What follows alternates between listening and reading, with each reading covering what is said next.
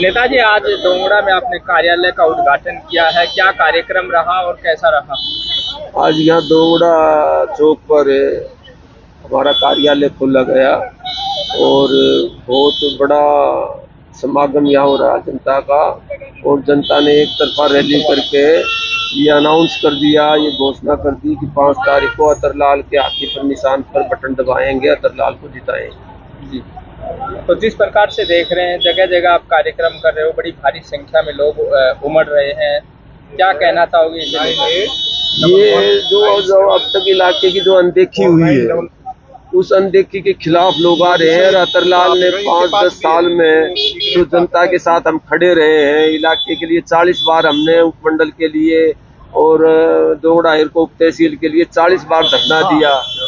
यहाँ कट निर्माण के लिए 1 साल तक बैठे रहे, धरना पर बैठे रहे, लेबर ऑफिस के लिए अड़ते रहे। तो इन मांगों को लेकर के जो हमने संघर्ष किया, उस संघर्ष की बदौलत आज जनता अतरलाल के पक्ष में एक तरफा झुकाव कर रही है, तो उनकी खराब माटी हो रही है।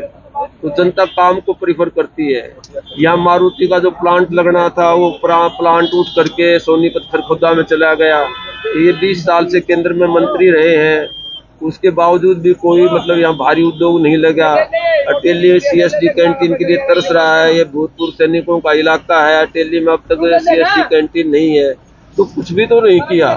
जबकि अतरलाल ने विपक्ष में रहते हुए सारे मुद्दों को उठाया, मूलभूत मुद्दों के लिए संघर्ष किया और आज भी जनता के साथ सॉलिडरिटी कोई स्थापित करता है, जनता के साथ खड़ा मिलता है, तो वो अतरलाल है।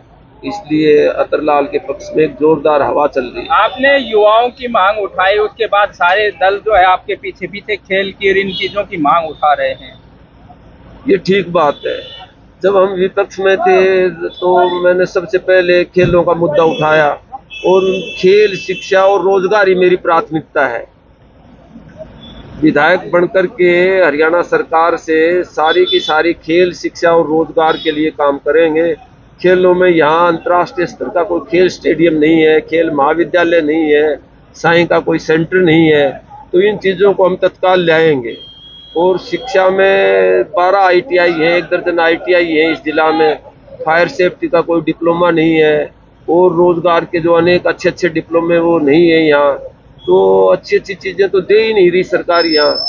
और नहरी पानी की बहुत कमी, हमने आवाज उठाई जब जाकर के कुछ ये कच्ची नहरें बनाई, बरसात का पानी डाला, तो इन चीजों को लेकर के संघर्ष कर रहे हैं।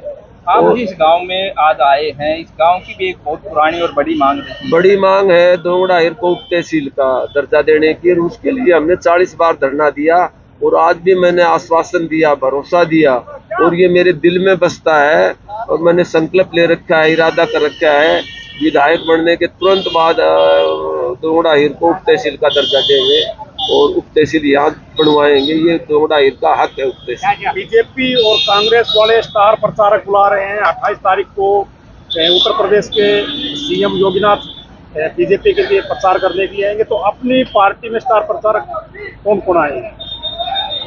हाँ, हमारी पार्टी में जो सुप्रीमो है मायावती जी और उनके जो कोऑर्डिनेटर हैं, अखिल भारतीय बहुजन समाज पार्टी के जो कोऑर्डिनेटर हैं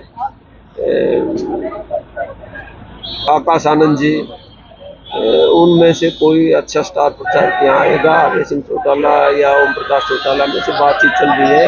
1, 2, 3 तारीख में से हम एक फर्क है। राव इंद्रजीत सिंह जिस गांव में अब रैली करवा रहे हैं, 1996 के बाद उस गांव में आज तक पहुंचे नहीं, तो अब चुनावी फायदा देखने के लिए और एक जाति विशेष को टारगेट करने के लिए ये सब किया जा रहा है।